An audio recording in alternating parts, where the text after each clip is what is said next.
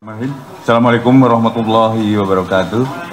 Salam sejahtera buat kita semua. Salam.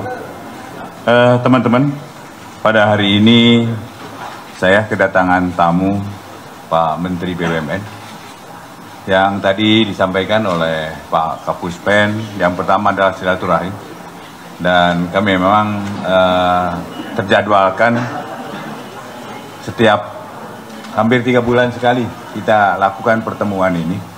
Dan tadi di dalam pembicaraan kami, yang pertama adalah ada satu kasus yang rencananya nanti akan diserahkan pada kami.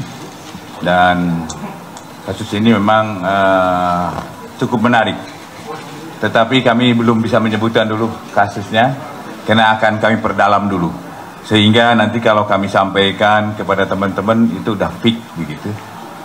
Kemudian yang ketiga sebenarnya setelah silaturahim, yang ketiga adalah kita berusaha untuk menyelesaikan kasus-kasus dalam rangka mendukung bersih-bersih BUMN. Antara lain mungkin penyelesaian aset-aset Jiwasraya yang ini cukup menarik dan cukup yang berhubungan dengan masyarakat luas. Kemudian juga tentang bagaimana BUMN waskita ke depan dan lain-lain, banyak yang kami bicarakan tadi. Dan tentunya untuk itu silakan Pak Menteri untuk menyampaikan. Terima kasih. Assalamualaikum warahmatullahi wabarakatuh. Salam sejahtera untuk kita semua. Shalom, Om Swastiastu, Nama Budaya, Salam Kebajikan. Tentu terima kasih Pak Jaksa Agung yang sudah menerima kami. Saya hadir bersama Pak Wamen, Pak Tiko, tadi juga Pak Jaksa Agung didampingi Pak Jampitsus, di mana ini bagian memang silaturahim yang harus berkelanjutan, karena kalau kita bicara sinergisitas program, tidak mungkin tidak ada saling menyapa atau mensinkronkan data-data yang perlu ditindaklanjuti. Tentu alhamdulillah dengan kerja keras dari pihak kejaksaan, salah satu yang sangat monumental adalah menyelesaikan isu restrukturisasi Garuda secara menyeluruh saat itu, secara menyeluruh. Nah, inilah kenapa kami juga hari ini kembali merapikan administrasi ataupun penyelesaian-penyelesaian lain untuk hal-hal khususnya Jiwasraya ataupun waskita. Karena ini juga banyak berhubungan dengan tentu publik. Jangan sampai publik, tadi Pak Jaksa Agung sampaikan, dikorbankan atau dicederai. Karena perlindungan kepada publik, Pak Jaksa Agung menjadi prioritas.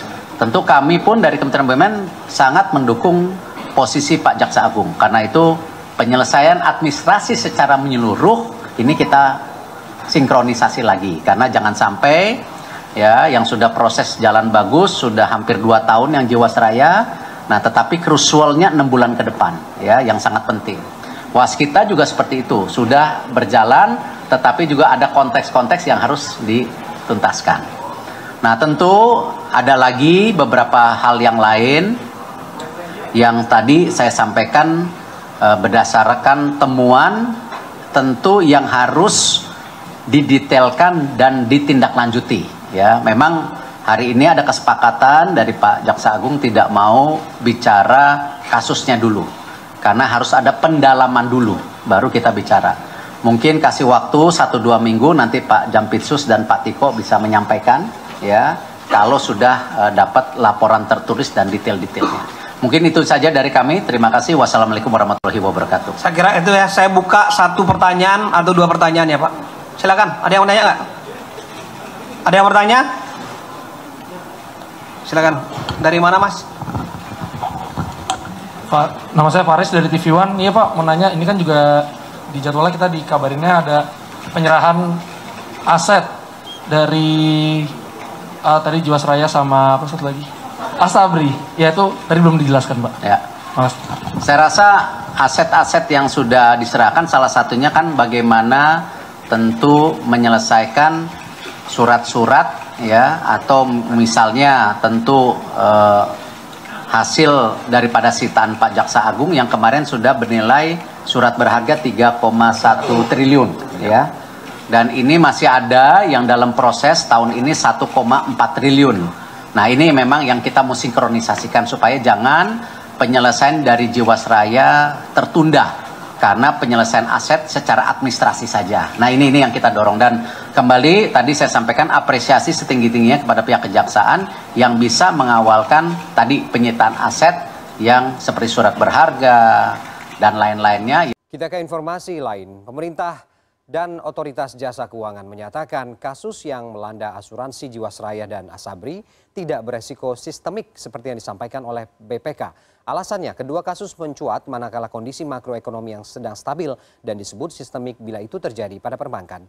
Menteri Keuangan Sri Mulyani mengatakan dalam melihat risiko sistemik, Komite Stabilitas Sektor Keuangan atau KSSK menggunakan landasan Undang-Undang Pencegahan dan Penanganan Krisis PPKSK nomor 9 tahun 2016, di mana sistem keuangan yang gagal menjalankan fungsi dan perannya secara efektif dan efisien dengan gejala memburuknya indikator ekonomi dan lembaga jasa keuangan. Sehingga spesifik resiko sistemik ditujukan kepada bank. Sistem atau bank sistemik dengan klasifikasi ukuran aset, modal dan kewajibannya, luas jaringannya, kompleksitas transaksi bank itu dan keterkaitan dengan sektor keuangan lainnya.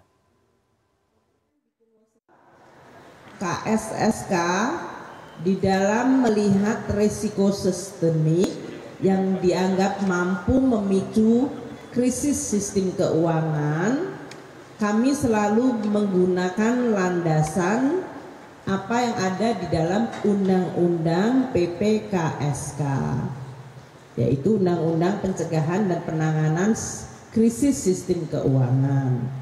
Di dalam Undang-Undang PPKSK, yaitu Undang-Undang nomor 9 tahun 2016 ini, didefinisikan bahwa krisis sistem keuangan adalah kondisi sistem keuangan yang gagal menjalankan fungsi dan peranannya secara efektif dan efisien, yaitu tadi sistem keuangan yang gagal menjalankan fungsi dan peranannya secara efektif dan efisien. Ini adalah size.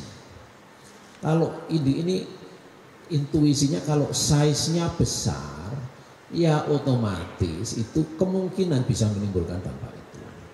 Dan itu kalau dampak interconnectedness-nya itu apa? Dampak apa? Istilahnya mewabahnya atau dampak penularannya itu merambah kemana-mana sehingga yang kena dampak itu banyak. Itu potensi bisa menimbulkan sistemik.